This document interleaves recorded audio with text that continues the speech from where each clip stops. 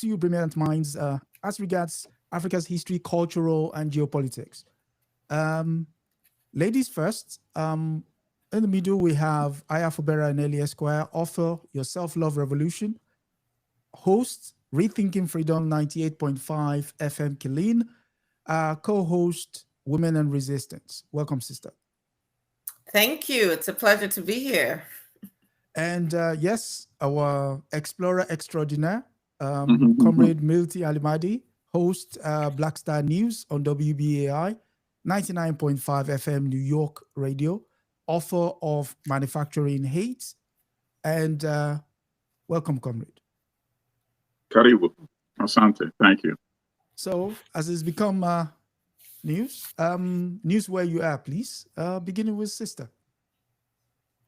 Well, I actually just conclude. We're putting together an interview for tomorrow, since today is November 30th. On December 1st, I have a radio show called Rethinking Freedom, and we're going to be speaking with Judge Amber Givens, who is in a very elite class. Across the country, there are very few Black judges, particularly at the appellate and Supreme Court levels. Okay. Of course, we saw that, what it's taken to even get Ketanji Brown Jackson on the Supreme Court.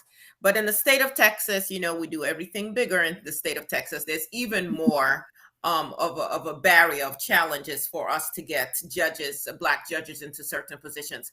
And once they get in, there really is a concerted effort to get them out.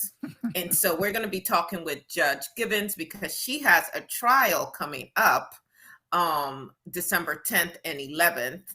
And she is appealing sanctions against her that were completely contrived and politically motivated as far as I'm concerned. Okay. And we'll see what the evidence shows. And Ken Paxton's office, some of you may have heard of Ken Paxton, is going to be actually the prosecutor, if you will, in this trial. And so what continues to happen in the state of Texas are all the ways that the lives and the livelihoods of people of color are being threatened. And certainly when you have less racial diversity on the courts, it continues this legacy of discrimination that has been built into the history of Texas. Okay. Yeah. So just a little bit of what's happening in our area. And Comrade? Mm-hmm.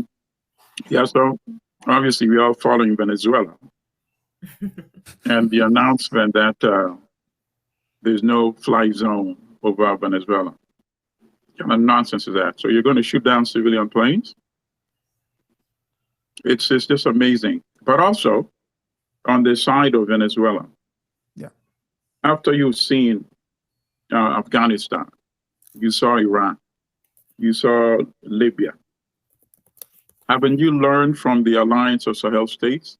You need to have a regional pact where an attack on one of you is attack on all of you. Correct.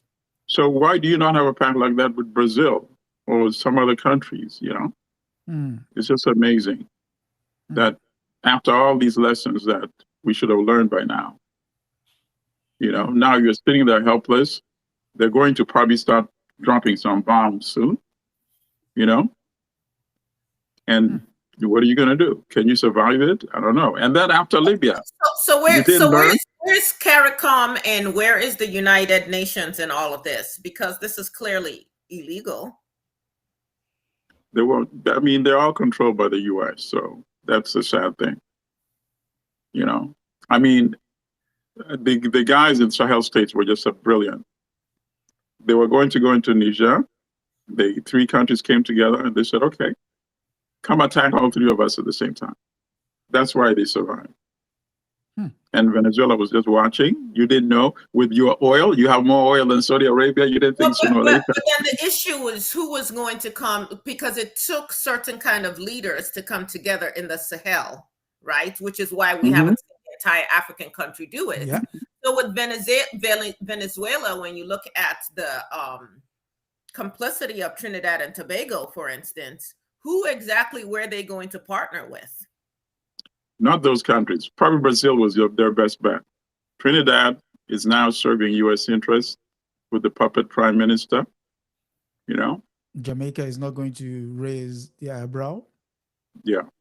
So the person who campaigned on, I'm pulling the U.S. out, I'm stopping all the wars, so on and so forth, is actually creating new wars. Yeah. Extrajudicial killings. There is the issue, though, of the senators who've decided that they're going to start launching investigation into Pete Hegseth and what he's doing. But then here comes in that video message that went out from the 6 Democratic lawmakers telling the military not to follow through on any unlawful orders. Will that fall in within that realm? Because what is the reason for attacking Venezuela? Will Congress speak up and say you have not come and gotten permission from us to start this war? Although, of course, we've seen other presidents also circumvent that. But there's a whole lot at stake here. But will the world really just sit back? Maybe this is a rhetorical question. And watch the bully, the United States of America at this time, under the leadership of the felon-in-chief, just go in and decimate Venezuela? Is that what we're going to do? After Gaza? After what's going on in the Ukraine? Why not? Exactly. I mean, unless we see, even with the massive protests we saw over, the regional countries have to do something. Brazil is the key player here. Brazil can make a difference. Brazil is a major country. Brazil can rally other countries. Look, it took South Africa to speak up on Gaza before the world just snapped out of its somnambulance and also started becoming much more critical, aggressively, toward the Israeli genocide against the Palestinians. So it needs a spark. I don't know if Brazil can provide that spark. But ultimately, of course, Rubio just wants regime change in Cuba. And he wants to first punish Venezuela for keeping Castro and his government alive for such a long time with the subsidized oil. He resented that tremendously. And then he thinks by taking out Venezuela, it's going to be easier to then go and take out Cuba. Okay. So I'm going to say to U.S. voters, especially those of you who want to keep those pesky immigrants out, those brown people, the more our country, because I am a U.S. citizen, the more our country goes into other places and destroys their livelihood, interferes with their governments, creates chaos, the more pressure you are going to see put on your borders as people will seek what they think are greener pastures. I can say this as someone who's lived outside of this country. Most people, if they could live peacefully in their homelands, would. I know that we have bought this sense of American exceptionalism. Most people, if they could live at peace in their homes and have a source of livelihood, would. And it's when you create all this instability that people start pouring out of their own quote unquote borders and coming into your land, not your land, it's the Native Americans' land. But so if you want less immigrants, stop messing with other people in their countries. Okay. And then look at the irrational. Tell Trump to stop. I'm sorry. The irrational rationale. They're saying they want to stop the drug cartel from Venezuela, and at the same time, he's announcing that he's pardoning Juan Orlando Hernandez, the former president of Colombia, who was convicted in the U.S. court and sentenced to 45 years for drug trafficking. Okay. And Trump said, a lot of people told me I should pardon him, so I'm going to pardon him. Make it make sense. Okay. Make it So, make sense.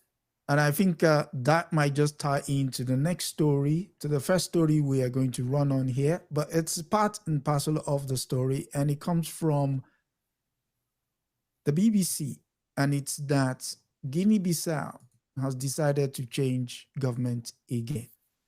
So the story reads, General named new BBC leader a day after coup. And the story is filed by Nicholas Negoche, Paul Unje, Natasha Buti, and Wadele Chibulesi. So it says, an army general has been sworn in as Guinea-Bissau's new heads of state a day after an apparent coup. Is it a coup or not? Why is it apparent? Wrong choice of words there. General Horte Untam became the transitional president for a period of 1 year. He took the oath on Thursday in a brief and muted proceedings at Army headquarters. Untam, who until a day earlier had been head of the Presidential Guard, barely cracked a smile during his swearing-in ceremony, while stood outside flanked by officers for cameras. Some civil society groups in Guinea-Bissau has accused the outgoing president, Umaro Sissoko Embalo, of masterminding a simulated coup against himself with the help of the military, saying it was a ruse to block election results from coming out in case he lost. Your first reaction to the fact that there was a coup in Guinea-Bissau? Let's start with brother. Sure. It's in of itself is not that interesting because if you remember, I said because of the general crisis that we have in Africa right now, we might actually see at least one coup every other month or so. I would not be surprised. I would not be surprised even by more. Because there's a general crisis. You're not producing enough for the population. The population is increasingly young and restless, you see? So how are you going to maintain that? It's just not possible. Common sense and logic tells you it's not possible. So each successive government is going to be under a lot of crises. It's going to be weak, and it's going to be providing excuses for military intervention. So the only thing that might make it interesting, and just looking by the photos of the characters, I'm not that really inspired, is if they turn around and start doing the kind of things that are being done in the alliance of Sahel states. Because in those countries, people tend to forget that these are military men because of the things that they're doing, taking control of their resources and making sure that they get the maximum revenue from their resources. And that's the significant difference. So if these guys do the same thing, he's talking about 1 year. If they do what is being done in the Sahel states, people might not care if it goes beyond 1 year and it really delivers. That's number one. Number two, it's clearly a coup which was engineered by the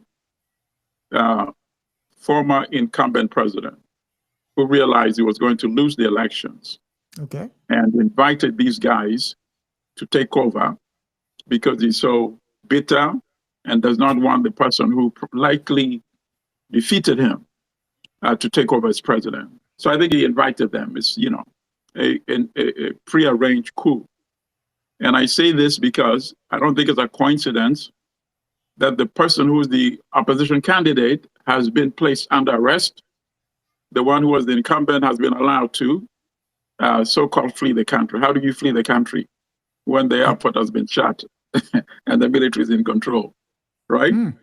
So it was a prearranged coup, and, you know, we see how it unfolds. If it just is another change of guard with no difference, then, you know, it's just a hopeless coup.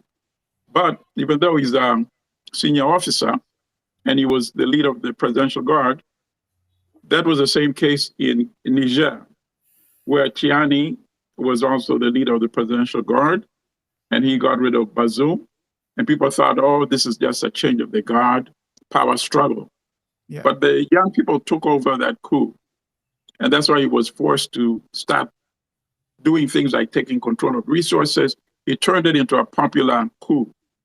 So this one, I don't have enough information to know if it's going to be a popular coup. Okay. Sister? Oh, wait, let me add one thing.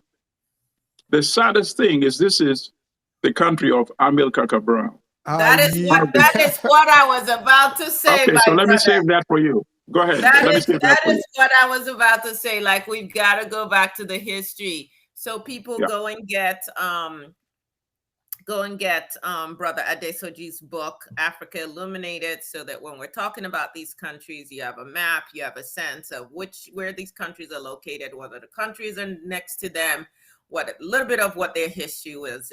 It's just a really great book to have as a resource as you watch African News Review. And of course, everybody has clicked the like button, and everybody who's watching has subscribed, and everybody who's watching is sharing to their social media, because we are on a mission to get to 2,000 subscribers by the end of this month. Well, not the end of this month, the end of 2025. Okay, so having said that, who are these people? This region we call Guinea-Bissau. Understand that before colonization, you had a diverse group of people living here: the Jola, the Papel, the Balante, the Mandinka, the Fulani, right? Yep. We know that they had in terms of their structure, you had decentralized, quote unquote, village-based communities, all the way to the more hierarchical kind of Islamic polities that were linked to Mali and the Kabul spheres, right? So just a rich diversity in terms of culture, spirituality, economic traditions, all of that. Then enter the Europeans, because unfortunately, at this point, we can never tell the story of Africa, at least for the last 500 years, without here come the Arabs, here come the Europeans. So the Portuguese arrive in about the 15th century, and they're using this region as their Atlantic trading networks, like it's a hub for them, right? Correct. Which, by the way, has not changed, okay? So Portugal intensifies its control in the late 19th and the 20th century. You guys, this area was heavily involved in the quote-unquote slave trade. I call it the African Ma'afa, African genocide, but there were a lot of our ancestors that were shipped out from this area, from the ports in this area, right?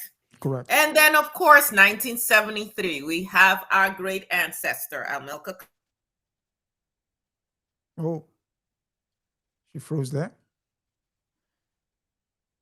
After a long armed struggle, put a pin in that and go study that as well. Hold on, you froze when you mentioned Amilcar Cabral. Oh, I did? Oh, I'm so sorry. Yeah. So our great ancestor, Amilcar Cabral. There's too much echo. Too much echo. What's going on? I can hear you. Y'all hear me okay? Yeah. Go on. Okay. In 1973, with the PAIGC, declared independence after a very long armed struggle. They actually fought for their independence. And of course, in 1974, Portugal finally recognizes them after the Carnation Revolution. So you need stuff to study during the holidays. Just giving you some things here. All right. So what has happened since then? First, we had a 6-year rule from 1974 to 1980. It was one-party rule. Then in 1980, we had a coup. Nino Vieira seizes power. Then from 1998 to 99, there's a civil war, considerable bloodshed. Then from the 2000s, we've pretty much seen multiple coups, assassinations, and political instability in the area. Correct. From 2010 to the present, Guinea-Bissau has actually been a very major player in the trafficking of cocaine. Repeat that part. So again, following that same, slave trade, African trade routes, the cocaine comes in from Latin America. It is stored and repackaged in these regions, Cape Verde, Guinea-Bissau, all of that. And then from here, it makes its way into Europe and the rest of the Western world. There is a lot of money being made. It is not being made by the people, although there is increasing drug addiction in the area as well by the locals. What this article has left out is the deep liberation history of the PAIGC and Amilcar Cabral, and just an understanding of how did we get to where we are right now.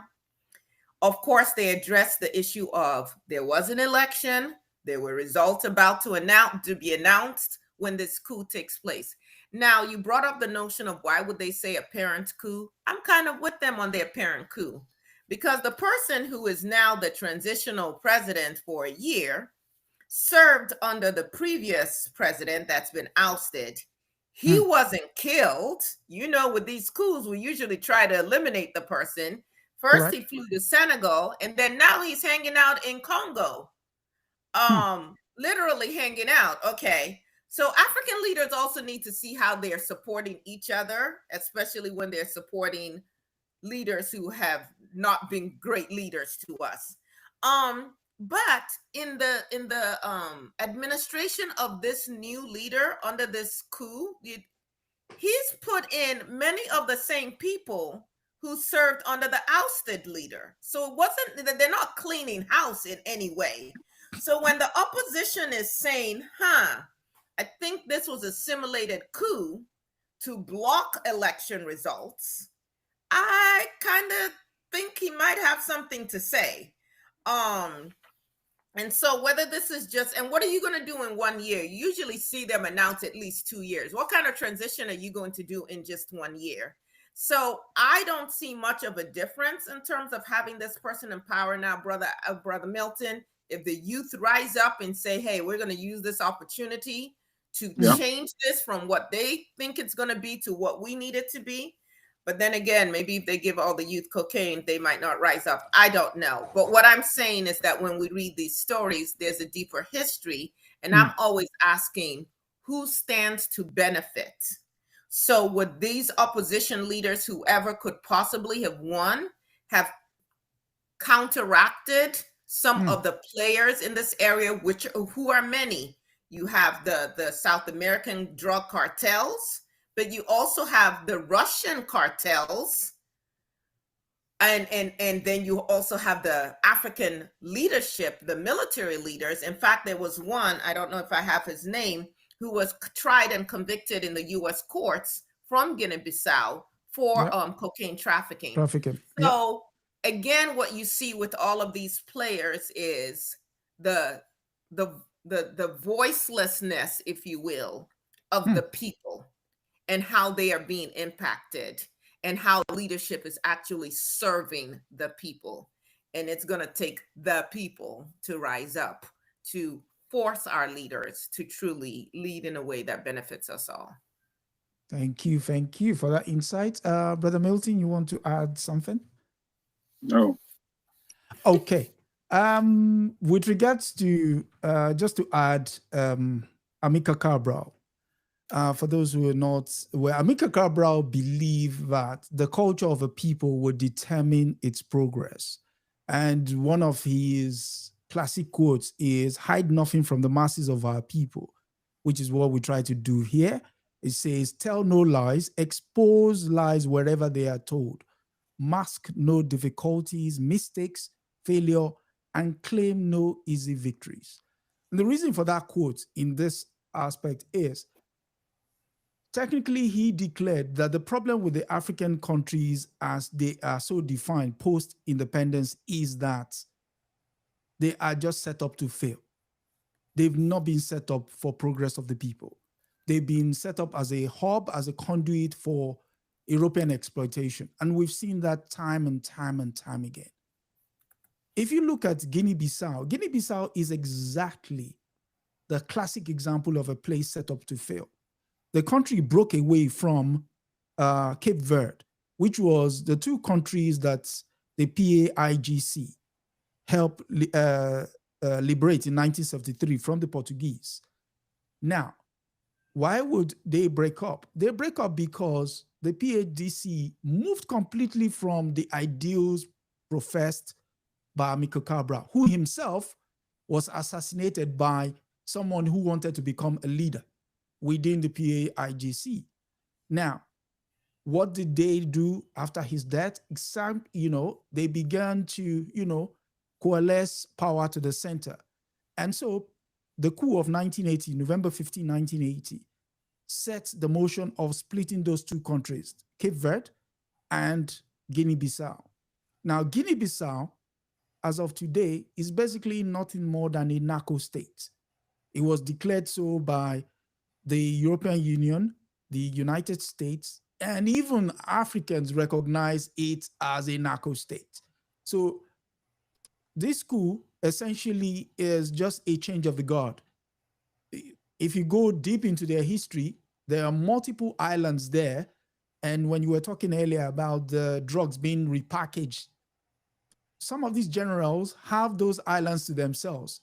And they basically trade access to said islands in order to allow the drug trade to flow. So the question is, how does this coup play into that dynamics? And it remains to be seen. So again, someone declared it. But it appears there's been very little bloodshed, if at all, regarding this coup. Yeah, because it's basically a no that, okay, it's your turn. What am I going to do? There is no way I'm going to capture the entire state. As long as I capture the apparatus that allows me a take of whatever comes in, I don't mind, So yeah. You look at the generals in that picture. Do they look like someone who, gives you the idea that they're going to do what Traore is doing? Clearly not. You have to bring the picture down so that the audience can see it. Okay, let's scroll down a little bit. Let me go back down. I mean, look at them. Where's there's no revolutionary zeal in this picture. I'm sorry. I'm sorry. They look to be fighting for their pensions. So, so again, that said, I mean, when I saw the fact that there was a coup, I immediately went and looked at the pictures of who the major players are. And the moment I saw this, I was like, you know what? Yeah, it is what it is. So, speaking of soldiers, we go to the next story, which is probably an update with regards to story from Nigeria. And it comes from The Guardian. And it's that the Nigerian girls who were abducted in Kebbi State have apparently all been rescued, according to the president of Nigeria. And it says a total of 25 girls were abducted on the 17th of November from Government College Comprehensive Secondary School in Kebbi State, Magatown. Well, one of them was able to escape the same day, the school principal said. The remaining 24 were all saved, according to a statement from the Nigerian President Bola Ahmed Tinubu, though no details were released after the rescue. And it goes on to say, meanwhile, 38 worshippers kidnapped during a deadly church attack in central, it's not central actually, it's western Nigeria, Kwara State, have regained their freedom. Kwara Governor Abdurrahman Abdulrazak said in a statement on Sunday, gunmen had attacked the Christ Apostolic Church in Eruku on the 18th of November, killing 2 people and taking the others hostage. Authorities say that the bandits were mostly former headsmen who have taken up arms against farming communities after clashing between them over strained resources. And it goes on to explain that school kidnappings have come to redefine insecurity in Africa's most populous nation, and armed gangs often seen school as strategic targets to draw more attention. At least 1,500 students have been seized in Nigeria since the infamous kidnapping of the Chibok girls more than a decade ago. And many of the children were released only after ransoms were paid. And so, again, sister, what would you say your take is with regards to the updates as far as this story is concerned? For me, it's really important that we humanize these stories, that they're not just words on paper. I am a mother. I have 5 children. Certainly, we have our share of gun violence in the United States of America, where I currently reside. But the sense for most parents across the world is you take your children to school for them to learn, for them to have access to a brighter future, and then they get to come home safely. Correct. What we're seeing with the situation in Nigeria, which I believe I've raised before, is that we have over 10 million children right now who are not going to school precisely because parents are too scared to send their children to school. As we previously discussed, this is more than a Christian issue, although Christians are certainly being prosecuted and persecuted. This is just a national issue of insecurity. It's interesting what is not being covered here. First of all, the government not saying how they recovered these young people. So then you know where they're being taken. Do you know where the strongholds are of these kidnappers and these terrorists? And why is there no military effort that we are hearing of anyway to decimate these terrorists? We know that in the past, at least 10 years, people have been paying ransoms for family members, for children, so on and so forth. So it's not so much anymore that, like with the Chibok girl case, where they took them, they raped them, they impregnated them, they took some of them on as wives and so on and so forth. Yep. In this case, it's like purely, hey, we got your kid, or we got your principal, or we got your parishioners, pay up. And this is basically part of the economy now in certain areas. In the North in particular, a lot of young people do not get the kind of education that will open doors for them. Yes, and the article addresses, hey, these were former herdsmen, some of them. We also know that there are people coming in from other countries as well that are impacting the terrorism in this area. But for me, what I see in this article is just I would say willful incompetence of the Nigerian government. And I say willful because to the extent that Nigeria has sent its military to lead and be part of so many peacekeeping efforts across the continent and in other places, it befuddles my mind that we have not been able to get a better handle on our insecurity issues within our country. And so I'm saying people at high levels are complicit in all of this. Last notes that I want to make on this is the trauma, the enduring trauma of all of this. My sister, Somiari Fubara, happens to be a trauma specialist, and she worked with some of the survivors from the Chibok girl incident. She worked with them in Nigeria, and she worked with some of them who came to the United States for treatment for injuries. And these traumas are deep-seated. They are not going away in a hurry. But one of the things that I recall her sharing with me is how little access these girls, even the ones who were rescued, how little access they had to their families. The government was basically holding them and deciding when they could interact with their families. So I'm very concerned that these girls have been, quote unquote, recovered, the 25 girls who were abducted from Government Girls Comprehensive Secondary School in MAGA, have been rescued, but their parents have not seen them yet. Yeah. And so I'm like, what is the government doing here? I'm needing some transparency here. If you really rescued them, let me see, and let the parents come and say, yes, every one of our young girls is accounted for before the international eyes go away from this story. Because I do not believe that our government in Nigeria, and I can say our for Nigeria as well, because my family comes from there. I don't believe they're being transparent here, and I don't believe that they're ready to actually address this issue head on. Comrade? Yes. So, this story boils back to what I alluded to in the Guinea-Bissau story as well. It all goes back to states that are not producing. And as the sister said, this is not the typical kidnapping. This is an industry. These are people who need to sustain themselves. They need a living. They don't have factory jobs to go to. Now there's crises over the land. There's conflict over land, conflict over grazing ground, conflict over where you can grow food. So obviously they're going to look for another way to sustain themselves. And now it just happens to be this. You kidnap because they know that these children are loved by their parents, and they know that they will pay to get their children back. And in this case, it's quite obvious that the Nigerian government paid the ransom. And that is why they cannot provide details of the so-called rescue.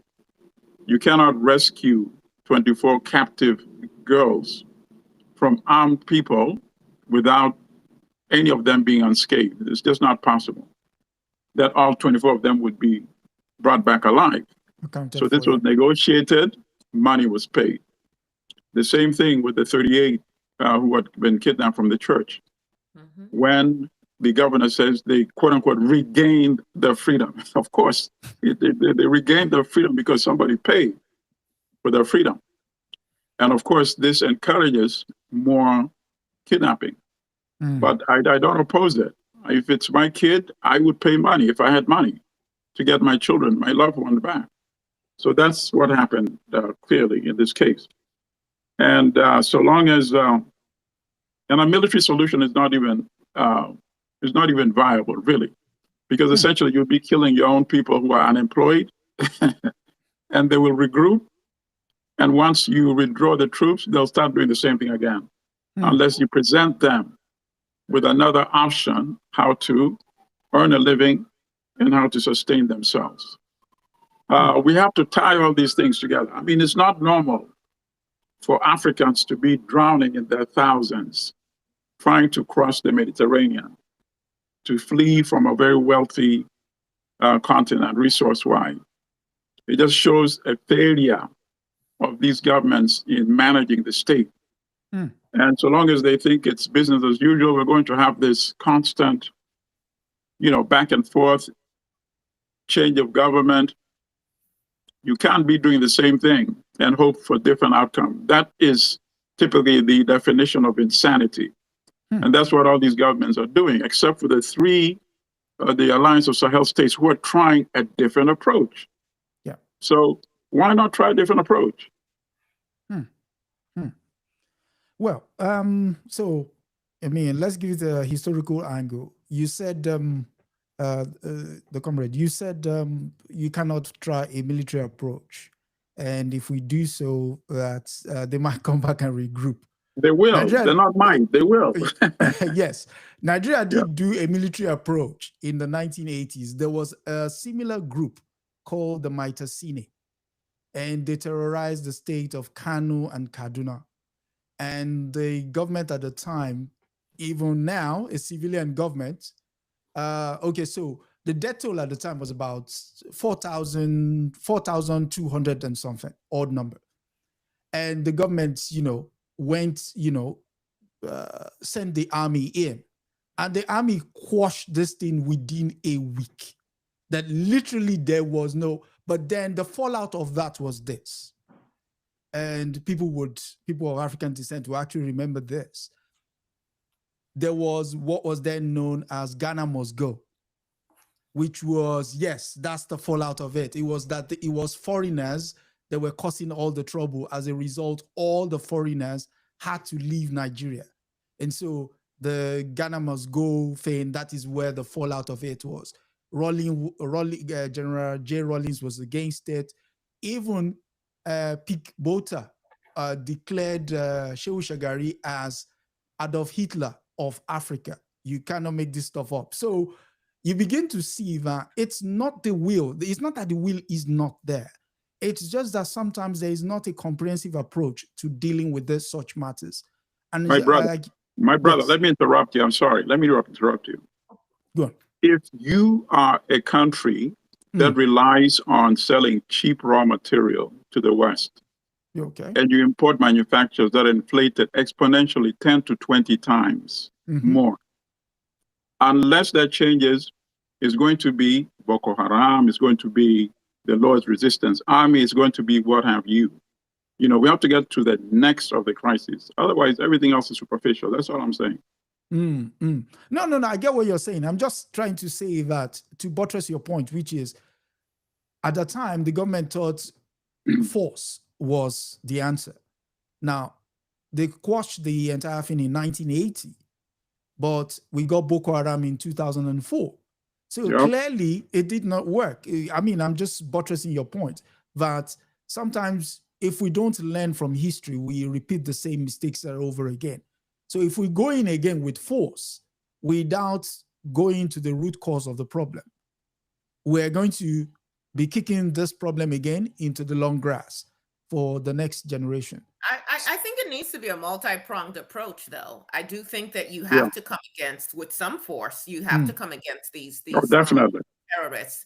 And certainly when you have everyday people, quote unquote, villagers, informing us that there are helicopters showing up in the middle of the night in these very kind of isolated areas, that they see white men or people who look white anyway, who are in charge of these helicopters, and they're bringing a lot of goods and things. Nigeria should be very concerned about that. And so at the very least, figure out where are these people getting all their arms from, cut off that route, and then let's see who needs to die because they don't want to become a productive citizen, even as we're creating opportunities, hopefully, for people to have a way to live. Right. I mean, the North used to produce so much food. Yes. Food items that we are now importing. I remember as a child, and I know I'm old, but I'm not that old, but I remember as a child, hills. When I say hills, I'm talking, they look like mountains. Pyramids. Of bags of groundnuts. Pyramids of groundnuts, all of this stuff that we produced. Right. I remember as a child, because we lived in the Southeast, and it was like, we would take trips, sometimes with my parents, sometimes with my mother. We would go up north to buy food in bulk, because we had a big family, but my mother, we would buy food in bulk and bring back, you know, big bags of baskets of onions and tomatoes and everything else. And so how in a generation, in half a generation, we have gone from feeding ourselves to importing and being so dependent on inferior food. Yes. Right. That costs us an arm and a leg, and now our people are not employed. It has to be a multi-pronged approach. But no, this idea of people being attacked, people being kidnapped. There was a school where they kidnapped 300 boys. It's right. It's indiscriminate at this time. But of course, as a woman, we also know that when we are kidnapped, the chances that other things are going to be done to us are exponentially higher. And I just have to raise that point as well. Okay, so the multi-pronged approach is not going to be delivered by the current government in Nigeria, as it is. So we can take it from any and every angle. We're going to come back to the same location that I'm advocating, unless we have the kind of government that we have in the Sahel states. You know, we are practicing insanity. Brother, how do we get that government? No, Nigeria? We need revolutions. I mean, you know, we need revolutions. We need to change these types of people just coming there for the sake of changing over. No, if you change, you have to say, this is how I'm going to do it differently. I'm going to emulate these three guys. Nigeria has one of the largest armies in Africa. I'm going off the topic right now, but so where would you put Kanu with IPOB and the fact that he's now been sentenced? Is he the kind of revolutionary we're looking for? There are many. I can't say if he's the right one, but I know there are many brilliant, intelligent Nigerians, you know, who demonstrated in the past, in the 60s and 70s, Nigerians used to launch a lot of intervention all the time. And they would come out, they would articulate visions very clearly. You know, they must still be around somewhere. We need to see that. And we're not seeing that, you know. I mean, I would like to again, buttress your point with another quote from Amilcar Cabral, who said, the petty bourgeoisie of African nations must be capable of committing class suicide in order to be reborn as revolutionary workers, fully identified with the deepest aspiration of the people to whom it belongs. Otherwise, this is unacceptable. Nigerians are in the leading industries in every category all over the world. You know, they need to be setting examples for other Africans. So they need to intervene and change what is going on in Nigeria right now. It's too sophisticated for the story to be, oh, look at big Nigeria cannot secure the lives of 50 or 100 young students. You know, Nigeria is too big for that. Yes. Yeah, speaking about too big, apparently Mighty Gold Company is seeking to get its claws back on Mali's gold in the next story coming to us from the Financial Times. And it's that Barrick reaches settlement in gold mining dispute with Mali. Deal will allow for reclamation of Lulokolo mines and release of detained workers. Barrick Mining has reached a deal to end a long-running dispute with Mali that led to the miners losing control of one of its most productive assets. Not the gold mine. Barrick, one of the world's largest gold producers, has been locked in a disagreement with the Malian government since the introduction of a new mining code in 2023. I'd just like to take your eyes to the last part. The Malian government is among several military regimes in the Sahel region of Africa that has turned to more aggressive tactics in order to gain more control over their domestic critical mineral supplies. More interventionist steps taken by policymakers in Mali, Niger, and Burkina Faso have included the rewriting of mining laws and demand for higher tax payments and larger ownership stakes in mines. Is that a bad thing?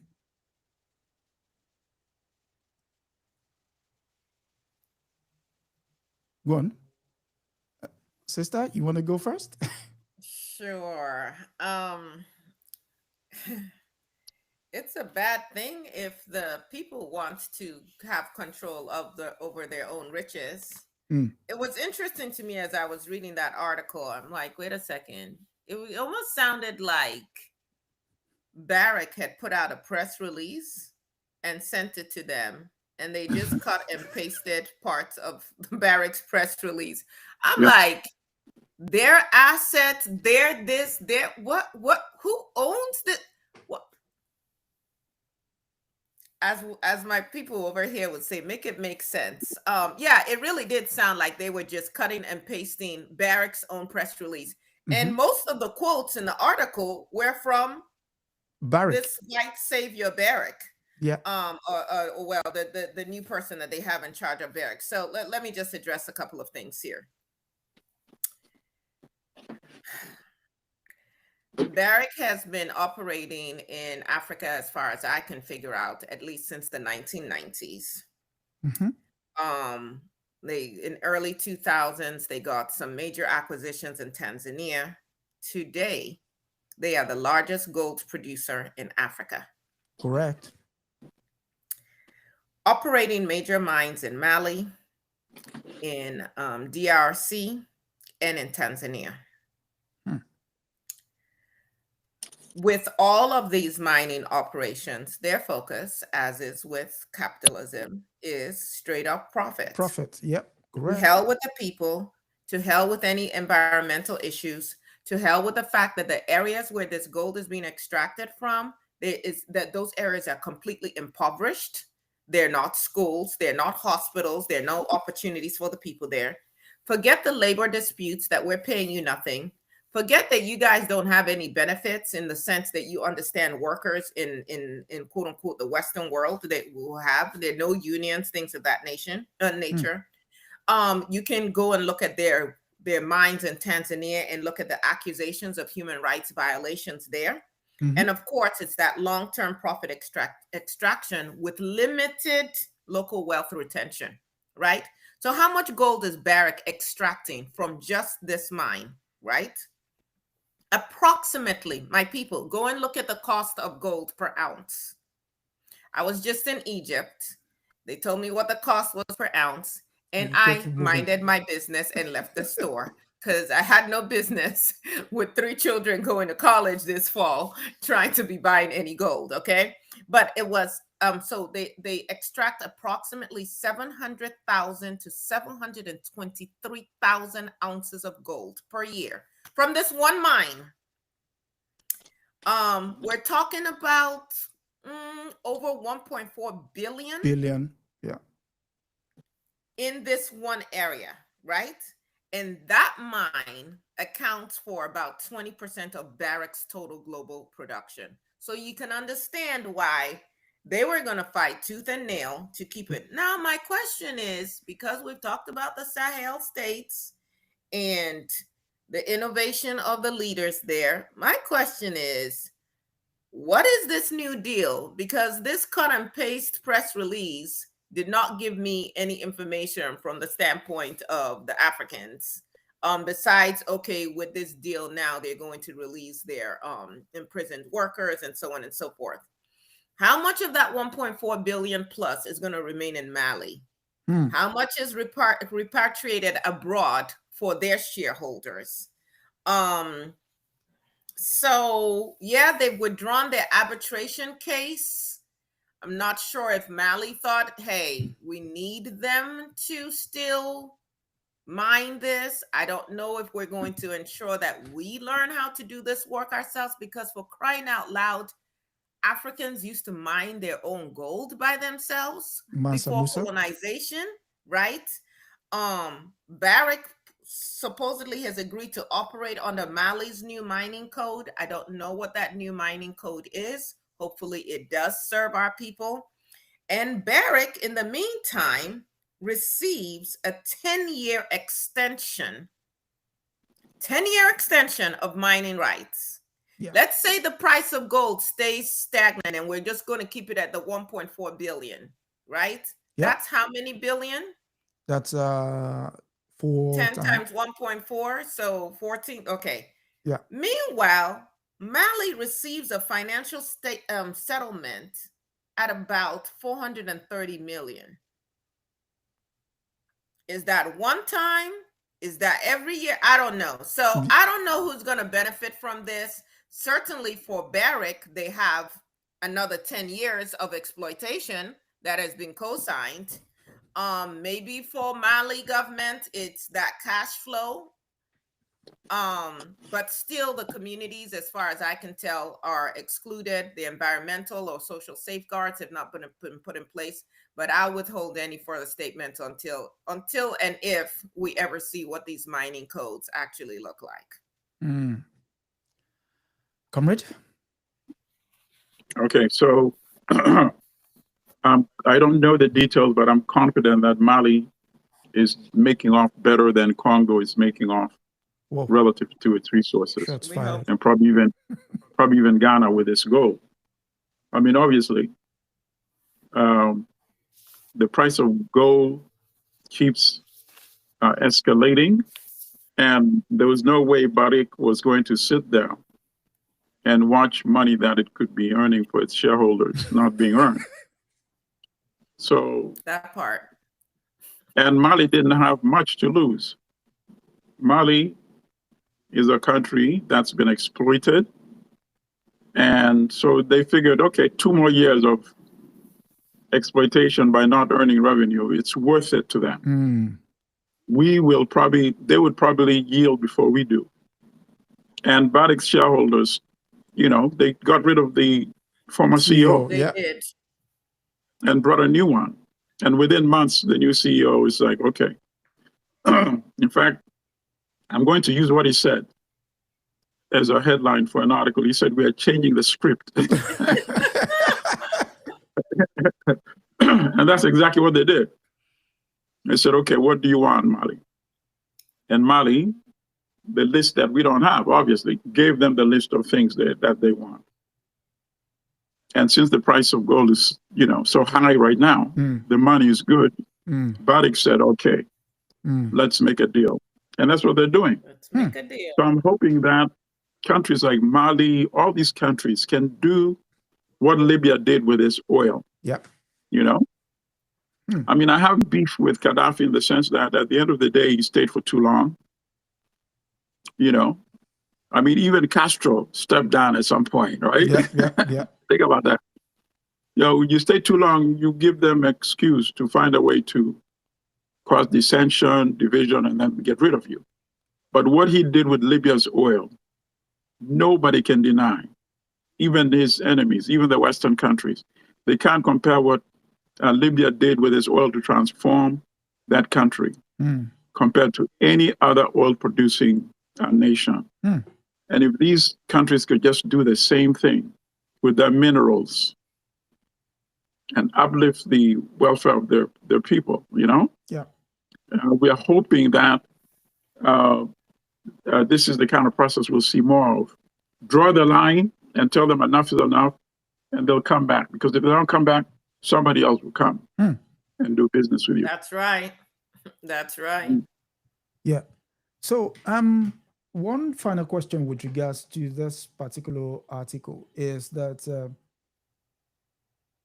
why would you think the Financial Times will will lay out this article like this, just simply taking the lines of capital as opposed to, going to the people to wonder, okay, because you could clearly see there was no time that they reached out to the Malians. Well, I probably can't say, but then the article doesn't even show that, oh, we reached out to Mali and they had no comments or anything. It was basically one. Oh no, I can answer that part of that. This was an arranged deal that the government of Mali was comfortable with, because Barrick, and obviously I don't have privy to it. I'm just guesstimating. Okay. Barrick said, we can't look like we are surrendering totally. It would not be good for the gold market and industry.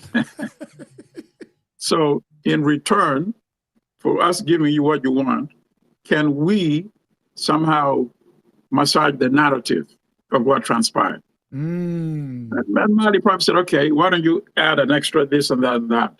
And then you go ahead and write what you want to do, so long as you don't make us look that bad, you see? And at the end, read the very last part of the article.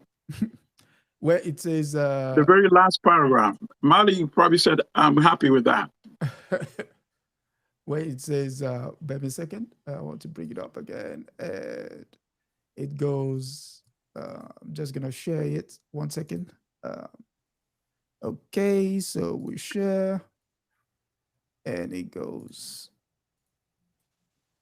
So the last part says, the Malian government is... the last two, right. Okay, so the Malian government is among several military regimes in the Sahel region of Africa that has turned to more aggressive tactics in order to gain more control over their domestic critical minerals supplies.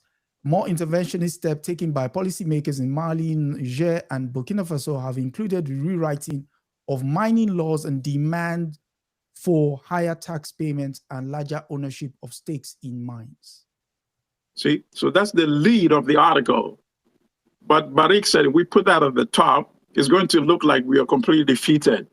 So if you don't mind, let's put that at the bottom, and then we can put whatever we like in the beginning. And Mali probably said, okay, so long as you pay us enough, You can do as you want with your newspaper. Okay. That's my reading of it. Okay. And so we go to our final story. But before then, I'd like to say thank you to Anthony Kwashi and Marlon Husby for gifting the show. Thank you. It's a wonderful take. Thank you very much. Thank you. And so to that, before we go on, we ask viewers who haven't subscribed yet, you know what to do. Please subscribe, share. Yeah, it's important. We're trying to get to the 2,000 subscriber mark by the end of 2025. And hopefully we get there with your help, of course. And so the final story comes from our familiar company. It comes from Al Jazeera, and the story is that a U.S. group sues Apple over DR Congo's conflict minerals. International rights advocates also sued Tesla for a similar issue, but the case was dismissed. And so it goes, a rights group has filed a lawsuit in Washington, D.C., accusing Apple of using minerals linked to conflict and human rights abuses in the Democratic Republic of the Congo, DRC, and Rwanda, despite the iPhone makers' denials. The International Rights Advocates, IRA's advocates, has previously sued Tesla, Apple, and other tech firms over cobalt sourcing, but the U.S. courts dismissed that case last year. So the question is, why now? And who wants to go first? Who is the Apple user in the house? Who wants to go first? Let me just make this comment based on the article. First of all, I appreciate any outside groups who are agitating in any way to help impact or bring about changes in terms of what these multinational corporations are doing around the world. You know, while we've been so focused on these artificial borders, you know, what country is this and all of that, the multinational corporations are borderless, right? You're based incorporated in one place and you're doing business all over the world and in every continent, and your money is flowing through all the channels. And so these borders are really to keep people in more so than in any way prevent capitalism from doing what it does in the hands of imperialists in particular. And so I'm very grateful for this group and for their advocacy, because it costs money to file lawsuits. It costs money to litigate anything. And certainly to the extent that they are not directly being impacted in these countries, they probably, have, somewhat privileged lives here. They don't have to be bothered. So first and foremost, thank you to them for taking this on. But you always also have to look at what your legal strategy is. You can sue for pretty much anything. Now, sometimes a judge may come back and say this is a frivolous suit, but people are suing all the time. But in this case, I think that I like the shift in their strategy from saying there's a human rights violation going on or there are child labor laws that are being violated. Because again, we've seen how they go back and pressure these African leaders, and they change the child labor laws to where there's virtually no laws protecting young kids. But for them to move their tactic from, hey, there's some violations going on in terms of ethics or human rights, and instead focus on there is defective advertising going on here. You guys are lying in your advertising, which is something that in many other Western countries, not so much the United States, because they lie so much on TV. And of course, the felon in chief is the chief liar here in this country. But at the same time, that I think has a much more, it has an easier route to them, quote unquote, winning than the first route. Now, recognize that they're not asking for any kind of monetary compensation or anything. It's really, I think, a way to gain awareness of these issues and to get the people, the masses, to put pressure on these organizations. So if you think of blood diamonds from decades ago, and the idea that people started to say, hey, I want to know if the diamond I'm purchasing is a blood diamond or if it has been certified that it is not. And so if you get more people who use these Apple products every day, who are driving the Teslas or whatever, but have a little bit of humanity in them, who are saying, wait a second, you mean a 6-year-old mined this cobalt for me? I don't want that. That maybe that could put pressure on these multinational corporations to stop doing business as usual. Now, in terms of Apple denying, hello, when you expect them to come out and tell you these are all the ways that we're maximizing profits, then of course there's always the part of, hey, I just get it from my suppliers. I don't know what my suppliers are doing. Yeah, you don't know because you don't want to know. No, yeah. And so I think this is just a way and successful to get more awareness about these issues and to hopefully get the masses to put the pressure on these organizations, these corporations, to change the way that they do business. But ultimately, I am not waiting on any white saviors. African countries should be protecting our wealth and our people. And so we should not need some court in the United States of America to say Apple is violating any kind of laws when they are operating right in our countries, on our own lands. We should be the ones, like hopefully Mali has done, addressing codes and saying you either make these changes or get out. Simple. And like Allimadi said, there will be other people who show up. And then again, if you want to do business with us, you're going to respect our people, you're going to respect our land, and you're certainly not going to use our children. But just understanding that our leaders have to do this because there's so much poverty that parents really are willing to have 6 and 7 and 8 year olds go to help bring resources back into the family. And this is not unique to Africa. I mean, even here in the United States, if you go back, some of you and your families, those of you who are watching, know family members. Hey, on Women in Resistance, we just covered this with Miss McCarty. She dropped out of school in the 6th grade to help her family. True. So we know that when there are few options, children will become, their labor will be used like adults' labor, and we have to change those circumstances. Brother Milton? No, that's very good. You covered pretty much all the bases. I think, obviously, young people need to be involved in campaigns, but how many young people are really willing to switch from their Apple products to some other products? That's a big challenge. I know some people, young people, that will die for their Apple products, you see? And that's a challenge. But if young people really got into doing some slick produced campaigns, it would have more impact than even the lawsuits, really. Very much so.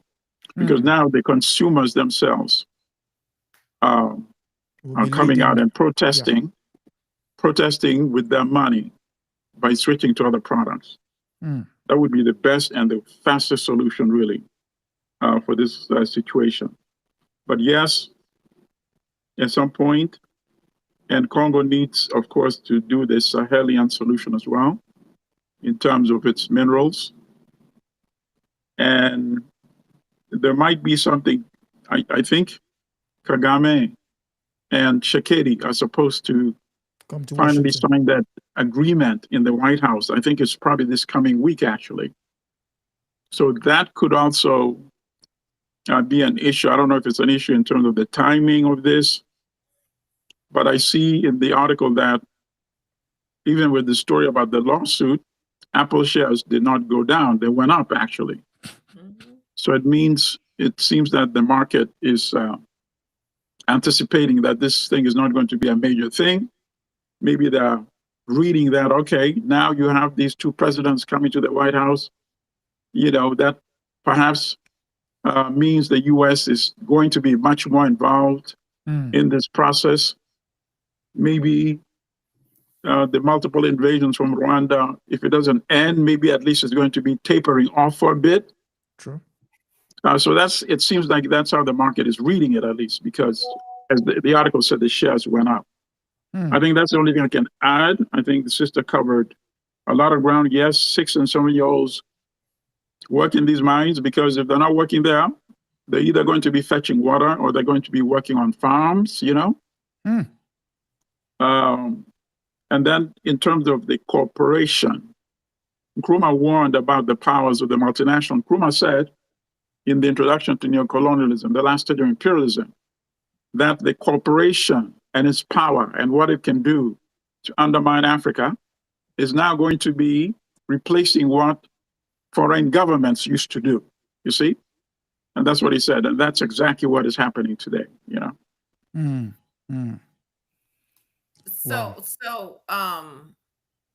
Again, I think we fight on all fronts. I appreciate what Janae in the chat is saying. She's saying there are tons of no brand name smart watches that do all the things. She says, I'm wearing one. Janae, I'm wearing one too. I think I paid $24.99 for mine. I've had it for a couple of years. Thank you. Yes, under $25. I get made fun of by those who feel I should have an Apple Watch. It shows a certain level of pedigree. I don't want the pedigree, so make fun all you want. But no, but you're right. We have to make changes in how we shop, how we show up. I was reading something earlier today that said, even though there was supposed to be this blackout, that yes, that during this whole Black Friday, that Americans actually spent 10% more than they did at the same time last year. You all are. Not you all, not the people watching here. Just you all get this. But we are crazy. Yeah. We are insane. The way we participate in our own oppression. Really, like, what else are you buying? Seriously? Okay. Yep, no, 100%. I agree. They didn't see a penny of my money. Not at all. Okay. No. Okay. Thank you both for coming through today. We've come to the end of another episode of African News Review, and on that very chatful, one more reminder. Actually, we're going to be speaking on women and resistance this Wednesday at 7 p.m. Eastern Standard Time. We're going to be looking at the lives and times of Brayfu, the Queen of St. John. It promises to be as explosive as the sister just rounded up just now. And so, with that said, any final thoughts? Comrade? A luta continua. Victoria Seta. And sister? Share the platform. I think most of you agree we are here working and trying to do our best and giving information that's really helpful. Lots of nonsense gets shared. Please share this, and let's grow our viewership so that we have more people taking informed action. Yes. And before we go, I must share this quote from, again, Amico Cabra. He says, we must act as if our answer to and only answer to our ancestors and our children and the yet unborn. Whatever it is we do now, it is for them, for those who have come before us, for those who are with us, and for those who are yet to come. On that very powerful note, I would like to thank everyone who has given, who has liked, shared, subscribed. Until next week, it's good night and God bless. Bye.